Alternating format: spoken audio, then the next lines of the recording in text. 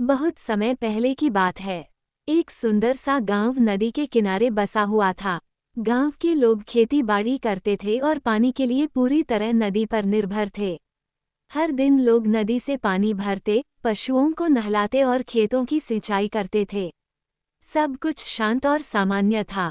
फिर एक दिन बरसात का मौसम आया। शुरू में हल्की फुल्की बारिश हुई, फिर धीरे धीरे वो तेज होती गई। कई दिनों तक मूसलधार बारिश होती रही। नदी का जलस्तर बढ़ता गया और एक दिन भयंकर बाढ़ आ गई। पानी गांव में घुस गया। लोग अपने घर छोड़कर ऊंचे स्थानों की ओर भागने लगे। घरों का सामान बहने लगा। उन्हीं में दो घड़े भी थे, एक पीतल का घड़ा और दूसरा मिट्टी का घड़ा। पीतल का घड़ा बहुत चमकदार और मजबूत था।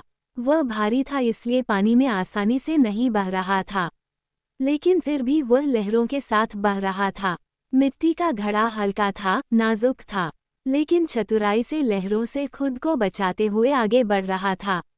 पीतल के घड़े ने मिट्टी के घड़े को देखा और कहा, मित्र, तुम बहुत कमजोर हो, मेरे पास आ जाओ, मैं तुम्हें बचा लूंगा। मिट्टी का घड़ा मुस्कुराया और बोला, तुम्हारी सहायता के लिए धन्यवाद मित्र, लेकिन तुम और मैं बहुत अलग हैं।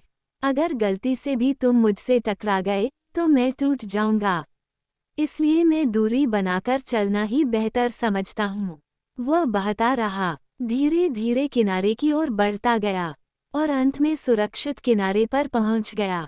उधर पीतल का घड़ा भारी होने के कारण धीरे धीरे पानी में डूबने लगा। उसके अंदर पानी भर गया और वो नदी की गहराई में समा गया। इस कहानी से हमें ये सीख मिलती है, सच्ची मित्रता समान स्वभाव और समझ वाले लोगों में ही टिकती है।